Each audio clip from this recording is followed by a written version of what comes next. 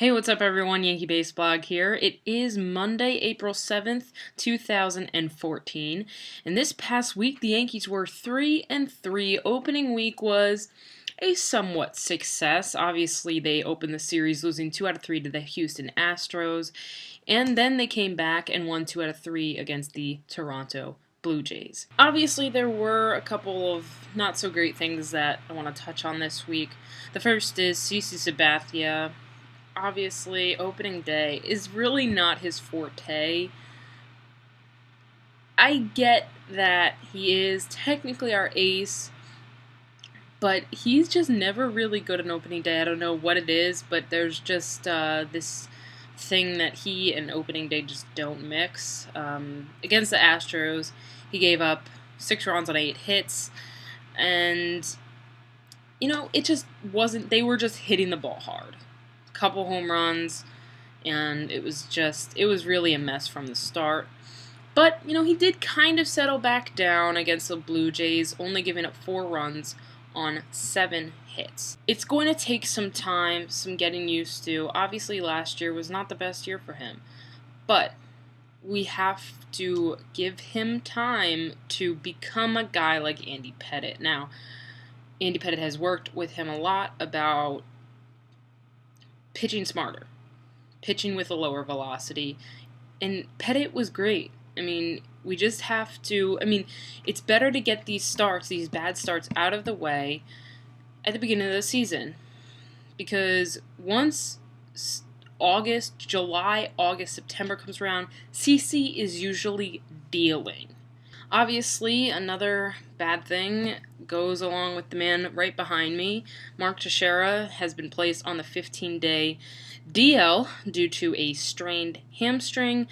I'm pretty sure this is pretty much preliminary and precautionary, just because they have him getting an MRI tomorrow.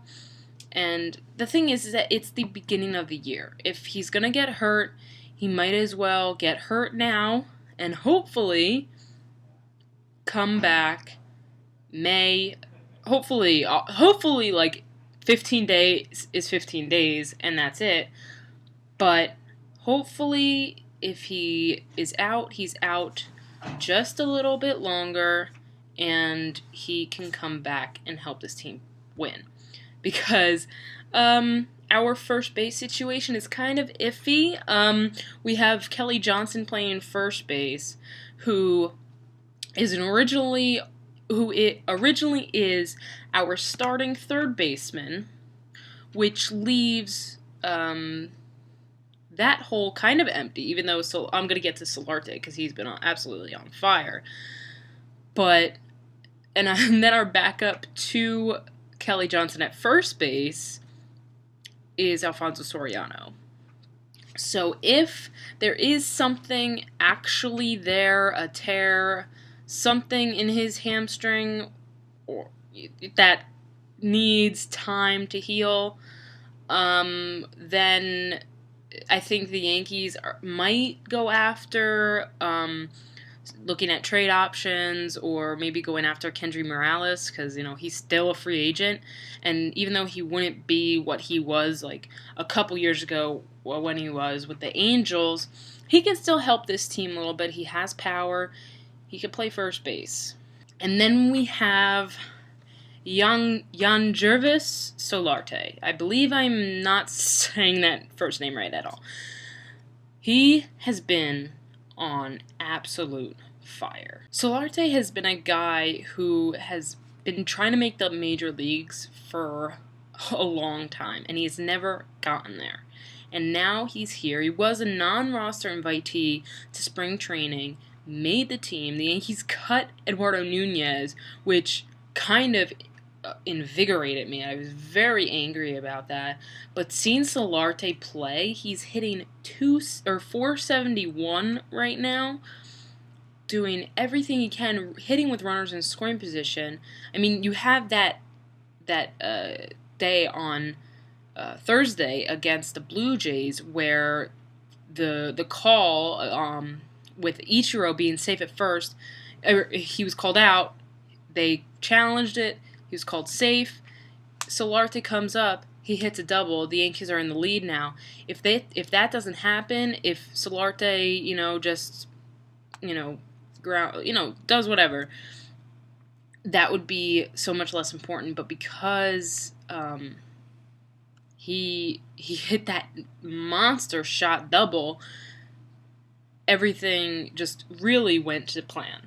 And I think that if he can continue this, we will probably miss Mark less because we have him at third and Kelly Johnson at first. Obviously, Mark is Mark. But hopefully he can keep this going. You just got to give him so much credit because that's called absolutely working hard, to your goal. I mean, he's been in the Twins minor league system, never played in the game. Played in 5 games, and he's already the talk of the team. And finally, a big congratulations goes out to Derek Jeter for moving into 8th place on the all-time hits list. He passed Paul Molitor, hitting 3,320 hits in his career, which is he just is breaking records every single day, and it makes me happy every single time. This is obviously the last season for him, so he won't get to Pete Rose status, but it's amazing. Jeter is one kind of player that baseball will probably never see again. So I will see everyone next week. I hope you all have a great week, and of course, I hope the Yankees have a great one too. Bye.